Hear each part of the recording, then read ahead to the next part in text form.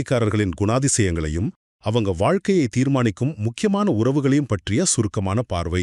குரு பகவானால் ஆளப்படும் தனுசு ராசிக்காரர்களுக்கு எந்தெந்த உறவுகள் பெரிய அதிர்ஷ்டத்தை கொடுக்கும், அதே சமயம் யாரிடமெல்லாம் அவங்க ரொம்ப எச்சரிக்கையா இருக்கணும் அப்படிங்கிறத ஜோதிட சாஸ்திரத்தின் அடிப்படையில நாம இப்போ தெரிஞ்சுக்க போறோம். முதலாவதாக, உண்மையான நண்பர்களும் அவங்களோட பலமும். தனுசு ராசிக்காரங்க பொதுவாவே ரொம்ப வெளிப்படையானவங்க, போலித்தனத்தை அறவே வெறுக்கிறவங்க.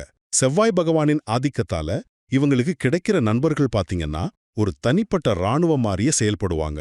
அதாவது நியாயத்துக்காகவும் இவங்களுக்காகவும் எந்த எல்லைக்கும் போகக்கூடிய ரொம்பவே விசுவாசமான ஒரு கூட்டம் இவங்க கூடவே எப்பவுமே இருக்கும். இரண்டாவதாக, தந்தை மற்றும் குரு மீதான பக்தி. நண்பர்கள் கிட்ட காட்டுற அதே தீவிரத்தை இவங்க தங்களை விட பெரியவங்க கிட்டையும் காட்டுவாங்க. சூரியனோட அமைப்பால இவங்க தங்களோட அப்பா, ஆசிரியர்கள் மற்றும் வழிகாட்டிகளை ஒரு ரோல் மாடலாவே பார்ப்பாங்க. அவங்களோட நிலைமை கொஞ்சம் மோசமா இருந்தா கூட தாமாகவே முன்வந்து அவங்க கௌரவத்தை காப்பாத்துற முழு பொறுப்பையும் இவங்க மனமும் ஏத்துக்குவாங்க. மூன்றாவதாக, ரொம்பவே உஷாராக இருக்க வேண்டிய உறவுகள். நட்புலையும் குடும்பத்திலையும் இவ்ளோ சிறப்பா இருக்கிற இவங்க வேலை பார்க்குற இடத்துல கொஞ்சம் கவனமா இருக்கணும். குறிப்பா மாமா மச்சான்னு அதிக உரிமை எடுத்து பழகிறவங்க கிட்ட ஒரு கௌரவமான தூரத்தை மெயின்டைன் பண்ணுங்க.